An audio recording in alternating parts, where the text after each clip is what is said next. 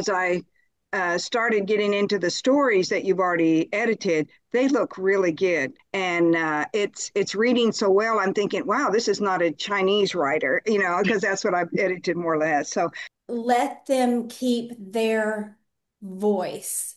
It wasn't edited to even, perfect English. Because, yeah, if we try and change it to like a book style or that it flows and makes sense, then it's not going to be their voice anymore. this, Sarah, what you're putting together is a multi voice perspective in the sense of there was much more going on outside of the Mayflower and then myself and Stacy or Bob Fu.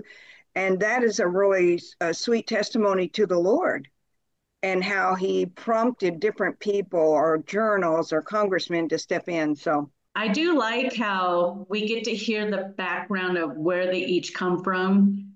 Because, like you were saying, yeah, I mean, technically, the aspect of, bouncing and making their way to the US is the same, or the immigration detention center. They all had to experience that, but their perspectives are unique. But I think yeah, adding in where they came from or what they had to yeah, leave behind before the journey began is what makes each one individually different too, which is nice.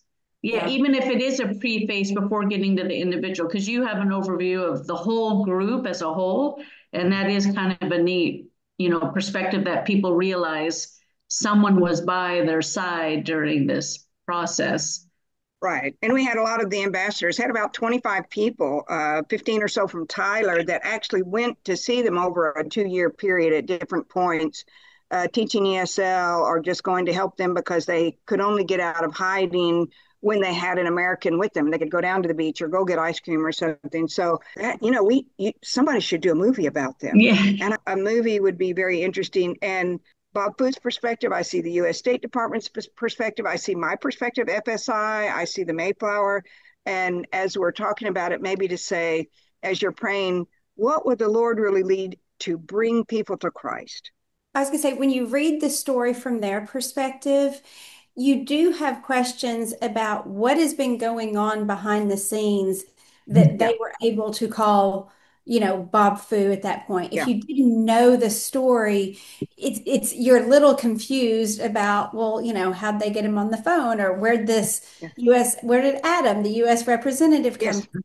And so yeah, knowing the story, I can fill in those gaps. But the yes. normal person who's going to pick up that book will not be able to. And so that's why I think from your perspective, a background of what is Okay. happening, they're experiencing, but they're not Explaining, yeah. explaining.